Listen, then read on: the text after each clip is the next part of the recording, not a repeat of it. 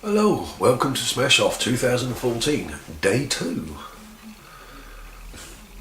And today we've got Newport Smash. Nice label there. Actually, it's Newport Street it's called. Newport Street, which is a Newport Smash, Newport being the hop, 5.2% volume by Hanworth Homebrew. And that is a lovely label. You know? Newport Street, love it, S11. Brilliant. I expect where Darren lives is South London, so I wonder if he spotted the photograph and just went, right, I'm going to take a picture of that, and then they go and got the hop. Or did he get the hop first? Eh? Chicken or egg, eh? But that's Newport Hop, there's his label. I like that label as well. Okay. Feels well carbonated. Now Darren, till recently, never batch primed. I think he did it with the Craig's Polish ale first. Oh, it's on tight, so no cases. Nice hits. Head forming in the bottle. So I think what was it? Just a little start. Again, room temperature. All the beers will be between 10 and 12 degrees. I know that lager should be colder. I know that. But I serve all these are smash beers, you're not going to get much of a head otherwise, and I want to get a fair pull because a lot of pale ales and all that were kept on not even chilled shelves in a pub, they were like in a dark place, they were cool. But now Darren's is darker than my one, straight away. You see, that is darker than the Minstrel. That's a deep, mine was like a deep gold light amber, this is proper amber. That's a proper amber. You can see the carbonation coming up.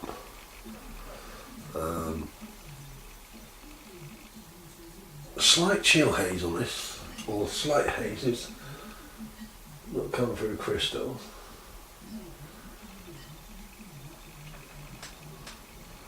Bit of head. Again, I did a bit of a pour, these are all slightly warmer, so you're going to get a little bit more head retention than you would if you chill them. Oh, straight away on the aroma. Lovely.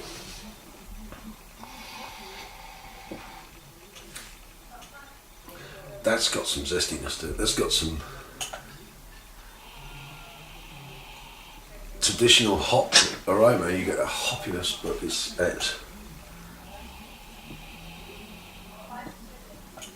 got it. It's starting to fade quickly, the aroma. But you got this hit of slight zesty hoppiness. Now I don't know much about Newport. The carbonation is beautiful. You can see right through it. Let's dive in.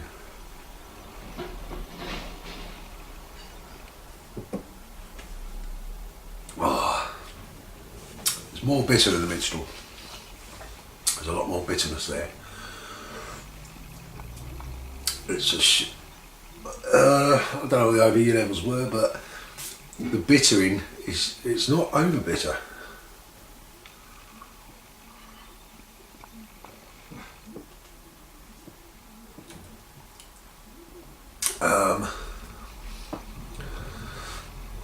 The bittering is very sharp, pointy. Straight away you get it's got an edge to it. Whereas the Minstrel was a softer bittering, this is, you got the bittering, but it's not lingering, the bitterness. It's there up front.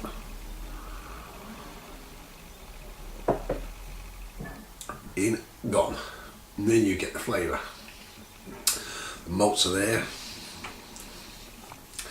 Hot, it's slightly grassy, I would say.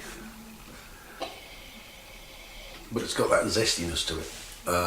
Like Cascade in a way. But slightly different. So it's got a little bit of grapefruit lemon.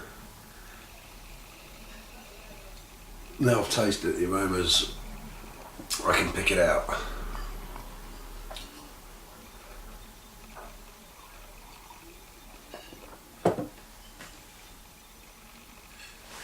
That, to me, the The bittering and the malt combination is there. Reminds me of John Curry's light ale. He used to have a light and bitter. He bought a bottle of light ale. Don't see it now.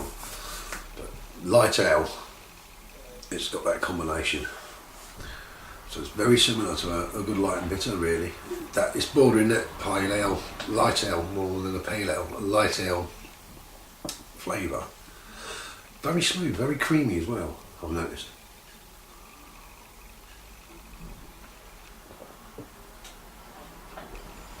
And bitter is around the cheeks, around the gums, the back. It has got that hoppy, good hoppy flavour. On the back end, it's very similar to a Goldings, right on the back. But there's this, when it hits your mouth and it fizzes up, you get this slight zestiness to it. The malt is there, definitely. It doesn't say what malt he's got, so I'm presuming Marisota. It's definitely nice, Johnny. That is nice. It's a lovely colour. So, I'm going to ask the question, did you boil your first runnings? Because that's a really nice colour, and it suits that style. It's carried the flavour. Another reason for boiling first runnings is flavour carry from the hops. Not the bittering, but the flavour. The depth of flavour you get when you do boil your first runnings a bit.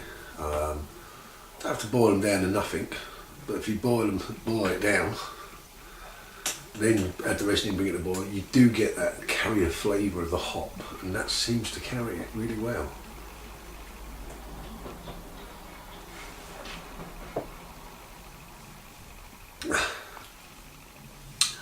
That reminds me of a pale ale, not pale ale, light ale.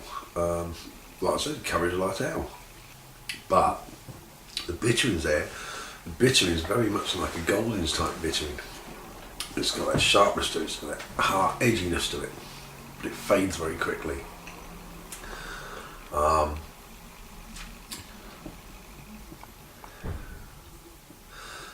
Trying to pick out some of the other flavours. The bittering lasts right through. It's a sharp attack and it fades. If you were a guitar player, you'd say the attack and then a sustain. There's that sustain of it.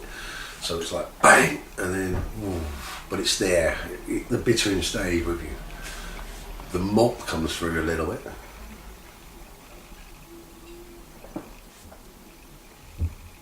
Definitely get that grapefruit type flavour. When you breathe in as you're drinking, you get this the grapefruit cascade, but slightly stronger than cascade, come over the inside of your mouth.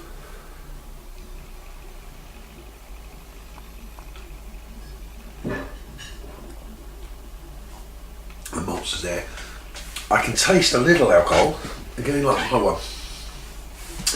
Just a hint, but very, very little. 5.2%. Very smooth. Very, very smooth.